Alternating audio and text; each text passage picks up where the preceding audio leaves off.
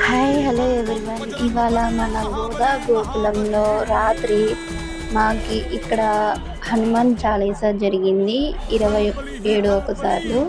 చాలా బాగా జరిగింది హనుమాన్ జయంతి రోజు. ఇంకా అలానే ప్రసాదం కూడా పెట్టారు మాకి, డిన్నర్.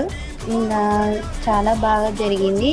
మీరు ఎప్పుడైనా వచ్చి మా దర్శించుకోవచ్చు హనుమాన్ని. ఇంకా అలానే టెంపుల్ కూడా చాలా బాగుంటుంది. మీరు ఇంకా విజిట్ చేయకపోతే రండి, చూడండి.